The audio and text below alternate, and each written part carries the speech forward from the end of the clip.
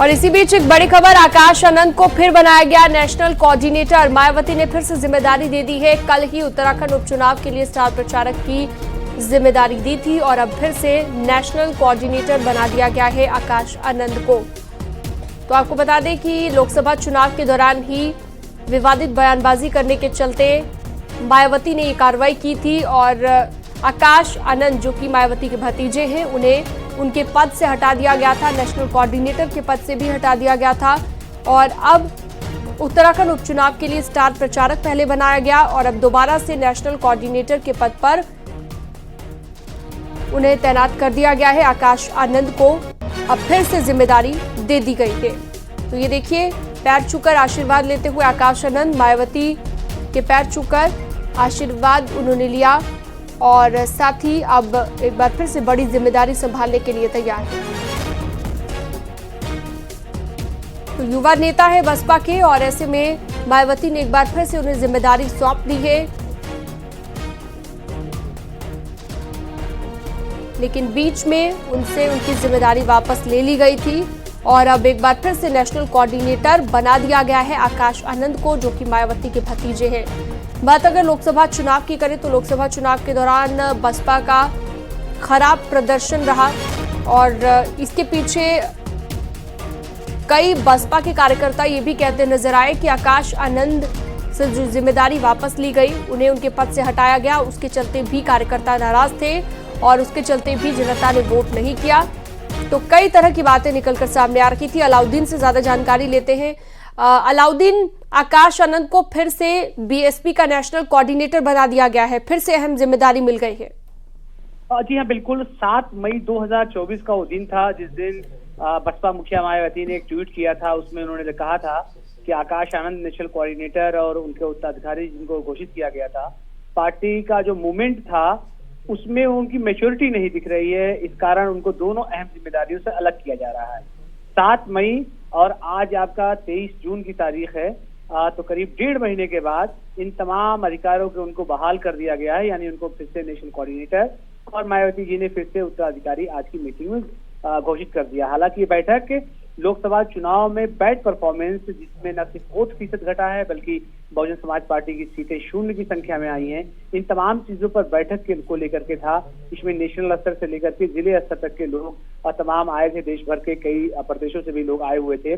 तो ऐसे में बेहद अहम खास बात है कि आज सुबह जब वो 11 बजे आई हैं, उनके दाएं साइड में उनके भतीजे आकाश आनंद चल रहे थे, जबकि बाएं साइड में उनके भाई आनंद कुमार चल रहे थे। तो उसी से लगने लगा था कि आज बड़ा फैसला होने वाला है। आकाश आनंद ने उनके पैर छुए, उन्होंने 2-3 बार उनके पीठ पर, उनके सर पर हाथ रख करके उनको आशीर्वाद दिया और अपने भाई और भतीजे के साथ एक साथ ऐसा पहली बार हुआ है जब वो सार्वजनिक मंच पर नजर आई हैं। तो ये माना जाने लगा था कि अभी देर बाद बड़ा फैसला होगा, लेकिन अंदाजा ज्यादातर लोगों का ये था कि आनंद कुमार को कोई बड़ी जिम्मेदारी दे सकती है। लेकिन एक बार फिर से 7 मई की अपने फैसले से खुद को बैकफुट पर करते हुए जो है।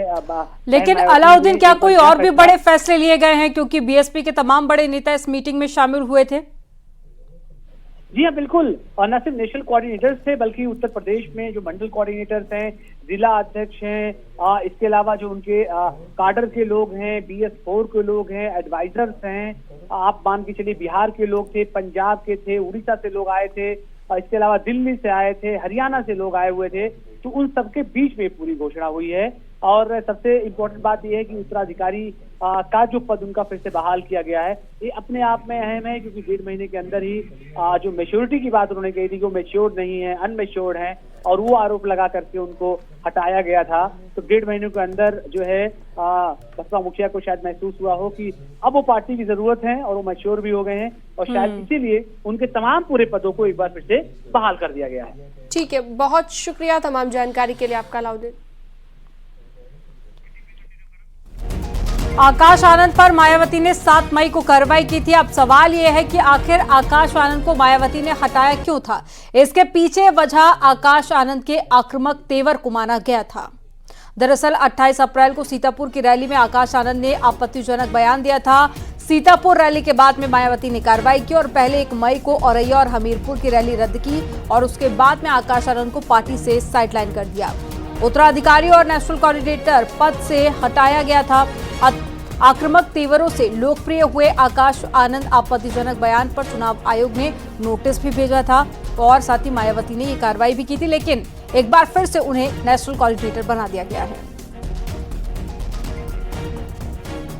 एक बड़ी खबर आपको बता रहे हैं, आकाश आनंद को एक बार फिर से नेशनल कोऑर्डिनेटर बना दिया गया है और एक बड़ी जिम्मेदारी मायावती की तरफ से आकाश आनंद को दी गई है। ये तस्वीरें हम आपको कुछ देर पहले की दिखा रहे हैं, जब मीटिंग शुरू होने से पहले जब आकाश आनंद पहुंचे तो उन्होंने मायावती के पैर छूकर आशीर्वाद लिया। इससे पहले भी जब उन्हें जिम्मेदारियों से हटाया गया था उस वक्त भी उन्होंने मायावती के फैसले का स्वागत किया था। अब आपको बताते हैं कि लंदन से MBA की पढ़ाई करने वाले आकाश आनंद की राजनीति में एंट्री कैसे हुई थी। साल 2017 में मायावती ने उन्हें लॉन्च किया। 2019 में BSP में औपचारिक तौर पर शामिल हुए।